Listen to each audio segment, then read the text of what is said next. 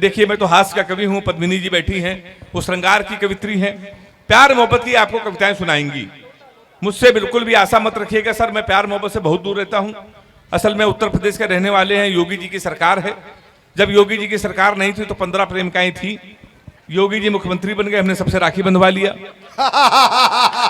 क्योंकि उत्तर प्रदेश में सबसे ज्यादा अगर कुटाई किसी की हुई सर तो प्यार करने वालों की हुई। ये लड़कियां स्टेटस देख के प्यार करती हैं। हम जब लाफ्टर शो में नहीं गए थे, हम किसी लड़की से कह देते थे कि अग्रवाल जी हम तुमसे मिलना चाहते हैं, तो हमसे कहती थी हमसे मिलेगी तुम्हारी जूती। फिर हम लाफ्टर चैंपियन हो गए। अगर अब हम किसी से कह दें हम तुमसे मिलना चाहते हो, वहां से जवाब क्या आता है और मजा आ जाए तो सारे लोग तालियों को महोत्सव करना। आंखें अपनी चार करेंगे, तुमसे केवल प्यार करेंगे। तुम राजा हो हीर हूं मैं, दिखने में कश्मीर हूं मैं 16 श्रृंगार लगूंगी, पूरी कुतुब मीनार लगूंगी। दूध के हम तो धुले हुए हैं, द्वार हमारे खुले हुए हैं, तो जो मन में हो गाओ राजा, कुंडी ना खटकाओ राजा, सीधे अंदर आओ राजा। सिस्टम बदल गया भाई साहब, से बता रहा हूं मैं, बहुत दूर है तो प्यार मोहब्बत से। ये लड़कियों की बीमारी है, किसी लड़की को गौर से देख लो तो कहेंगी देखो कैसे कुत्ते की तरह देख रहा है, ना देखो तो कहेंगी कुत्ता देख भी नहीं रहा है। ये वही लोग ताली बजा रहे हैं जिनकी भावनाएं हमसे मिलती हैं। तो सर हम बहुत दूर रहते, सही बात है। इनसे कोई आप क्वेश्चन पूछ लो तो इतना उटपटांग जवाब देती है। हमने एक लड़की से पूछा, हमने कहा तुम्हारा फेवरेट कलर क्या है, हमसे कहने लगी स्टूपिड कहीं के। कोई मेच्योर क्वेश्चन नहीं पूछ सकते। तो अग्रवाल जी हमने फिर पूछा, हमने कहा 0.8 मिलीलीटर सल्फ्यूरिक एसिड को न्यूट्राइज करने के लिए कितने मोल बाइकार्बोनेट की जरूरत पड़ेगी। तब उसने बता रहा हमारा फेवरेट कलर पिंक है। तालियां आपकी थोड़ी कमजोर आ रही हैं, तालियां आप बजाएंगे तो अच्छा लगेगा। तो प्यार मोहब्बत से हम बहुत दूर रहते थे। हमारा हीरा मणि छोटा वगैरह, भैया क्यों दूर रहते हो? मैंने इसको 4 लाइन सुना है, वो भी आपको सुना रहे हैं। फिर अगर आपको आनंदित आजे, देखिए पहले कवि के लिए बहुत कठिन होता है जमना, उसके बाद भी आपका प्यार आपका आशीर्वाद आ रहा है। 4 पंक्तियां आपको सुना रहा हूं कि प्यार मोहब्बत से मैं क्यों दूर रहता हूं। अगर आपको फिर मजा आ जाए तो हाथ उठा के ताली बजा के इन कवियों की अगवानी के लिए आप ताली बजाना कि आगे कवि सम्मेलन अच्छा हो। एक एक प्रेमिका को बांट कर ले गए, जो नहीं माना उसे डांट कर ले गए, जिस पेड़ पे बांधा था मोहब्बत का धागा, नगर निगम वाले उसे भी काट कर ले गए। वाह वाह वाह वाह वाह वाह वाह वाह, क्या बात है। हम सर अक्सर ही दूर रहते हैं, सही बता रहा हूं आपको। मैं तो अभी बगल में बैठा था, रसिक भैया के हमसे कह रहे हेमंत नाम में कुछ नहीं रखा, नाम में कुछ नहीं रखा। ये सर बिल्कुल सही कह रहे थे, नाम में कुछ नहीं रखा है। मुस्कान नाम था उसका, वो हमारा नुकसान करके चली गई। फिर हम रोशनी नाम की लड़की में शिफ्ट हुए, 2.5 साल उसने भी हमको अंधेरे में रखा। लोग सही कहते हैं नाम में कुछ नहीं लिखा है। लड़कियों को देखिए, ये अपने बॉयफ्रेंड का नाम मोबाइल में सेव करती है, my honey baby, my sweet heart, my जानू, माई डार्लिंग। इन बेचारे लड़कों को देखिए, ये लड़कियों का नाम मोबाइल में सेव करते हैं, पप्पू हलवाई, राशिद प्लम्बर, मुन्ना हवलदार। ताली बजाइए हाथ उठा के जोरदार। क्या बात है, अक्सर ये होता रहता है। एक दिन हमारी वाली ने हमको फोन किया, कहने कि हम तुम एक कमरे में बंद हो और चाबी खो जाए। हमने क्या क्या दिमाग से हिल गई, अगर धोखे से चाबी कहीं तेरे बाप को मिल गई तो प्यार क्या होता है बताएंगे, रात भर तमंचे पे डिस्को कराएंगे। अक्सर ये होता रहता साहब। अभी मैं दुबई के मुशायरे में गया तो हमारी वाली को पता चला कि हम दुबई में हैं, तो उसने कहा हमारे लिए सोने की चैन ले आना। तो हमने कहा क्यों? कहने लगी एक तो दुबई में सोना सस्ता है, जीवन भर में तुमको याद करती रहूंगी। तो हमने कहा पगली हम चैन नहीं लाएंगे फिर भी याद करती रहोगी। उसने पूछा कैसे? हमने कहा जीवन भर सोचोगी, हरामखोर से पहली बार कुछ लाने को कहा था, ये वहां से भी खाली है चला आया है। तो साहब कोई नहीं टिकता है। ये लड़कियां असल में बड़ी इमोशनल होती है, कभी कभी लाड़ में आ जाती हैं। एक बार हमारी वाली लाड़ में आके उसने हमको 2:30 बजे फोन किया, कहने की सो रहे हो तो सपने भेजो, जाग रहे हो तो यादें भेजो, मुस्कुरा रहे हो तो हंसी भेजो। हमने कहा हम लोटा लेके खेत में बैठे हैं, क्या भेज दें? ताली हाथ उठा के बजाओ जोरदार एक बार। तो भाई साहब मैं बहुत दूर रहता हूं, सही बता रहा हूं। हम लोगों को लोग सर आधा पागल समझते हैं। हमारी रिश्ते घर पे आते हैं, पता चल जाए लड़का हाथ कभी रिश्ते वहीं से लौट जाते हैं। हमारी जब तमाम बार शादियां कैंसिल हुई तो हमने ज्योतिषाचार्य को हाथ दिखाया। हमने कहा पंडित जी हमारी शादी कब होगी? तो हमसे कहने लगा बेटा 2035 तक कोई मुहूर्त नहीं है। हमने कहा उसके बाद? बोले उसके बाद कोई जरूरत नहीं है। आई हुई शादियां सर कैंसिल हो गई। फिर एक दिन हमारी शादी हो गई, बिल्कुल सारे कभी बारात आए थे। भारत और पाकिस्तान का मैच था विश्व कप का, 4 साल पहले हमारी शादी। पूरा हिंदुस्तान मैच देख रहा था और हमारी शादी हो रही थी।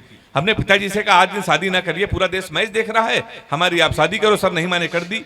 भारत और पाकिस्तान का सेमीफाइनल मैच, हमारी शादी। हमारे कुछ कानपुर के मित्र हमारे बारात में डांस कर रहे थे, कान में मोबाइल लगा के भारत पाकिस्तान सेमीफाइनल मैच की कमेंट्री सुन रहे थे। दोनों काम एक साथ करे, बारात में डांस कर रहे, कान में मोबाइल लगा, कमेंट्री सुन रहे। हम दूल्हे के बिन सजे थे, घोड़ी के ऊपर बैठे थे। जैसे बारात घर पहुंचने वाले थे, एक लड़का घूम के हमारी तरफ चिल्लाया, बोला छक्का। हम डर गए साहब। हमने कहा कहां छक्का? कहने लगा विराट कोहली ने मारा है। तो हमने कहा कोहली ने मारा तो हमारी तरफ क्यों देख रहे हो? शादी के पहले दिन छक्का कह रहे हो देख के हमको। हमने कहा अब की मारे तो हमारी तरफ न देखना। पता चला 2 मिनट बाद इंडिया मैच जीत गई। किसी ने खुशी के मारे घोड़ी के नीचे सुतली बम रख दिया। अब वो बम फटा तो घोड़ी भागने लगी, हम भी भागने लगे। हमने चलती घोड़ी से पिताजी को फोन मिलाया। हमसे बोले कहां हो बेटा? हमने कहा पिताजी भाग रहे हैं। बोले किसके साथ? हमने कहा घोड़ी के साथ। बोले शर्म नहीं आती? भागना तो किसी लड़की के साथ भाग जाते। हमने कहा पिताजी वो बहक गई थी। कहने लगे आज घोड़ी बहकी, कल को गधी बहके तो उसके साथ भाग जाओगे। भाई साहब उन्होंने मोबाइल बंद कर लिया। 1 हफ्ते लगातार हम भागते रहे। 1 हफ्ते बाद हमको होश आया तो हमने अपने आप को जंगल में पाया। वहां 4-5 आदमी खड़े थे। हमने कहा कानपुर का पता बता दो ना, बीबी को विदा कराना है। तो उनका देखो ऐसा है, हमारे रामलीला का पाठ चल रहा है। ये राम है, ये लक्ष्मण है। सूप नखा का रोल जिसे करना था नहीं आया, तुम सूप नखा का रोल कर लो। हमने कहा इसमें क्या करना पड़ेगा? बोला नाक कटवानी पड़ेगी। हमने कहा वो तो कट चुकी है। हमने उनकी बात मान ली। रात भर सूप नखा का रोल किया। सुबह 4 बजे हमारी आंख खुली, हमारे असली कपड़े गायब, वहां के आदमी गायब। सूप नखा के ड्रेस में पैदल पैदल हम अपने घर पे। हमारे पिताजी छज्जे के ऊपर खड़े थे। हमने कहा पिताजी पहचाना? उन्होंने हमारी माँ से कहा इसको कटोरा आटा दे दो। हमारे पिताजी नहीं पहचान पाए। हमने माँ के पुत्र हैं। बोले बेवकूफ मत बनो, हमारे 2 ही पुत्र, एक इंजीनियर है, एक नाक कटवा के घोड़ी के साथ भाग गया है। ससुराल गए तो साले ने भगा दिया। हमारे घर के सामने पुलिस थाना। हम थाने गए तो एसपी साहब बैठे थे, उनके पैर छुए। हमने कहा सर घोड़ी ढूंढ लाइए। कहेंगे पुलिस का काम है घोड़ी ढूंढना। हमने कहा ढूंढ लाइए। कहेंगे पुलिस के इतने बड़े अधिकारी घोड़ी ढूंढ लाए। उत्तर प्रदेश का बड़ा व्यंग अगर आपकी समझ में आ जाए, अगर व्यंग यहां नहीं सुना जाएगा तो कहां सुना जाएगा? व्यंग समझ में आ जाए तो हाथ उठा के ताली बजा के बताना मेरा व्यंग आप तक पहुंचा। हमने उनके पैर छूने का घोड़ी ढूंढ लाइए। कहेंगे पुलिस का काम है घोड़ी ढूंढना। हमने कहा ढूंढ लाइए। कहेंगे पुलिस के इतने बड़े अधिकारी घोड़ी ढूंढ लाए। हमने कहा एसपी साहब भैंस तो आप ढूंढ लाए थे। तालियां है। क्या बात, क्या व्यंग समझते हैं? बात है, वाह वाह। हाय हाय, सैल्यूट है आपको। वाह वाह। यह है कविता सुनने वाले लोग, जिंदाबाद। तो आपने जब व्यंग पे ताली बजा दी तो मैं एक व्यंग आपको सुनाना चाहता हूं। बड़ा इस समय वायरल हो रहा है। चूंकि बेटियां बहुत बैठी हुई हैं इधर, इसलिए मैंने बेटियों पर एक व्यंग लिखा है। आपने बेटियों पर गजलें सुनी होंगी, बेटियों पर आपने गीत सुने होंगे, आपने व्यंग की कविता सुनी ही नहीं होगी, या तो सुनी होगी या 1-2 बार सुनी होगी। सुनेगा। गुरुजी हमसे बोले बेटा भोले भ्रष्टाचार पे लिखो। ये जितनी महिलाएं मेरी बहनें बैठी हैं आपके लिए हैं। अगर आपका समर्थन कम हो गया तो ये कविता मर जाएगी। सुनिएगा। गुरुजी हमसे बोले बेटा भोले भ्रष्टाचार पे लिखो, अत्याचार पे लिखो। तुम कलम के सिपाही हो, कुछ क्रांति लिखो। देश में फैली हुई भ्रांति लिखो। कब तक देश को यूं गुलाम लिखोगे? मल्लिका विपासन पर कब तक कलाम लिखोगे? लिखना है तो किसी स्टार पर लिख, मंत्री पे लिखे, विधायक पर लिख। तो हमने कहा नेताजी हमने कहा गुरुजी हम जानते हैं नेता किस लायक होते। अगर वो शरीफ होते तो क्या विधायक होते?